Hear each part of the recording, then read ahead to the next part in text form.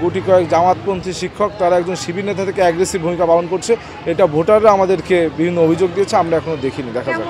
আমাদের লাইনগুলোতে যে আপনার অনেকে স্লিপ দিচ্ছে, এই স্লিপটা কিন্তু দেওয়া যাবে কি যাবে না এই ধরনের কোনো নির্ধারিত সংজ্ঞা কিন্তু দেওয়া ছিল না, বা নিয়মকানুন কিন্তু দেওয়া ছিল না। কিন্তু ভালো ভোটের পরিস্থিতি খুবই ভালো, শিক্ষার্থীরা স্বাচ্ছন্দ্যে ভোট দিচ্ছে।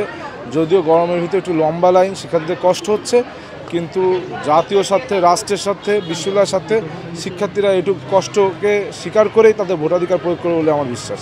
কেবল 45 মিনিট পার হয়েছে, যারা ভোট দেবে কোনো না কোনো পক্ষে তো ভোট দেবে, নিরপেক্ষ কেউ তো ভোট দেয় না।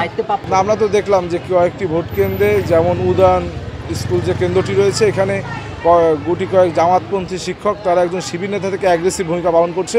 এটা ভোটাররা আমাদেরকে বিভিন্ন অভিযোগ দিয়েছে, আমরা এখনও দেখিনি, দেখা যাক। RICL TMX, যুগের পর যুগ স্থাপনা থাকে মজবুত।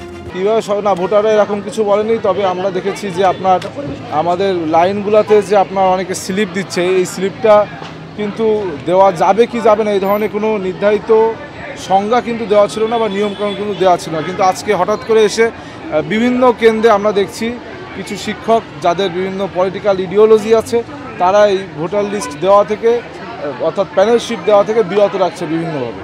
এই একটাই সমস্যা, আর কোনো সমস্যা নেই। কেবল 45-50 মিনিট পার হয়েছে, এখন পর্যন্ত নির্বাচনী পরিবেশ ভালো।